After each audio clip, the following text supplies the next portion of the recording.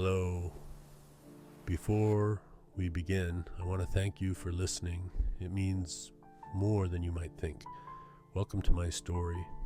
I spent most of my life wanting things, not in a dramatic way, just the regular kind of wanting. A better couch, a nicer set of dishes, things I thought would make the house feel more complete, and I'd work to get them, and then there'd be something else. Another want waiting right behind it.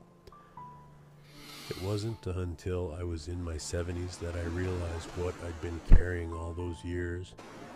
Not just the stuff itself, but the weight of always wanting more. When my partner and I moved to this place, we showed up with a truck and a trailer full of things. Boxes and boxes of stuff we'd convinced ourselves we needed. We stood there looking at it all, trying to figure out where it would go, and I just felt tired. I remember turning to the man who'd driven the trailer and saying, "Thank you for bringing us here, but please, won't you take some of this with you as a gift? Just take it. It's not working for us."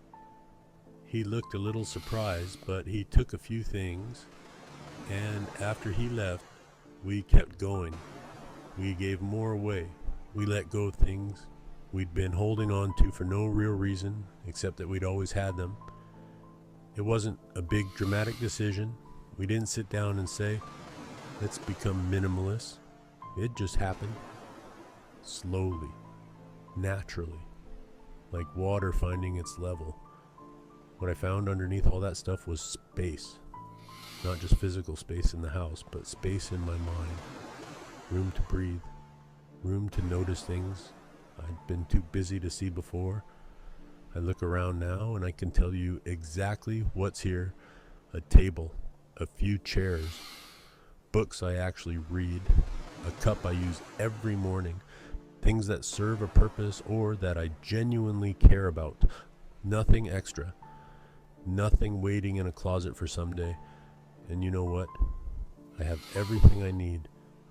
More than I need, really. This garden where I sit most mornings. My relationship with my partner. Our dog who sits beside me while I have my tea. That's wealth. That's what being rich actually means. Not how much money you have or how many things you can point to and say you own.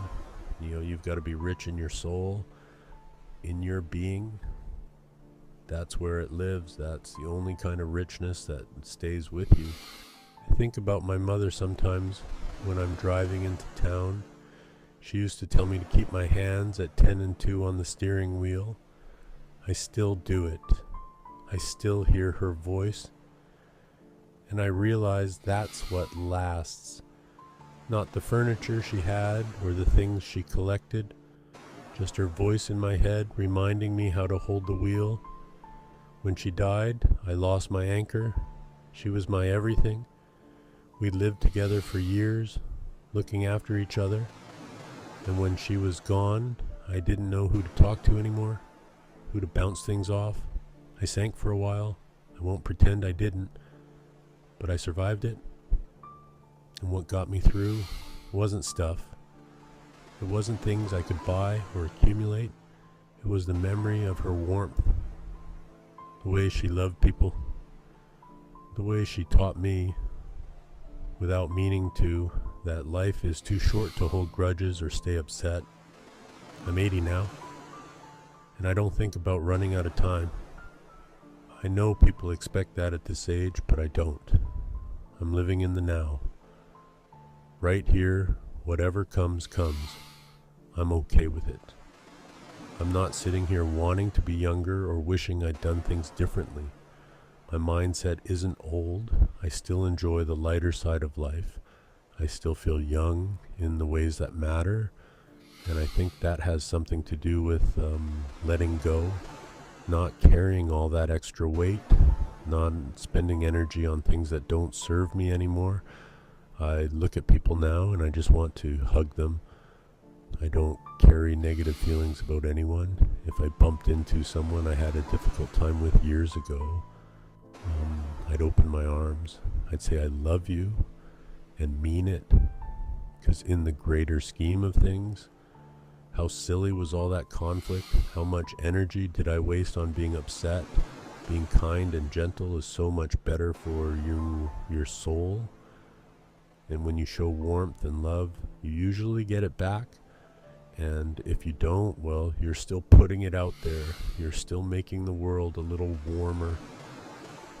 I don't need a monument when I'm gone. No plaque on a bench or a grave for people to visit. For 6 months before the weeds grow up, I'd rather be cremated, have my ashes sprinkled in the sea and scattered in the forest.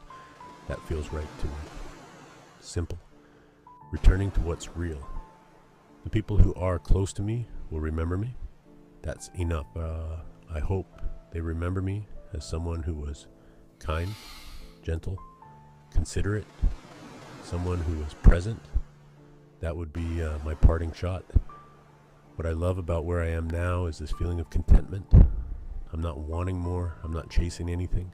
I have this garden, this quiet, this warmth, this moment right here. That's what letting go of all the excess gave me. Not emptiness, not deprivation, just space. Space for peace. Space for the people I love. Space for this cup of tea in my hand.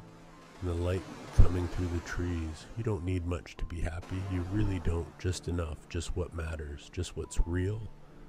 And when you find that, when you stop carrying all the extra weight, you realize you've been rich all along. You just couldn't see it under all the stuff you thought you needed. I'm here to tell you that you can let it go. Not all at once. Not as some kind of challenge or rule. Just naturally, gently. One thing at a time, and underneath you'll find what was there all along. Space to breathe, space to love, space to be exactly who you are right now without needing anything else to prove it. That's the gift. That's what's waiting.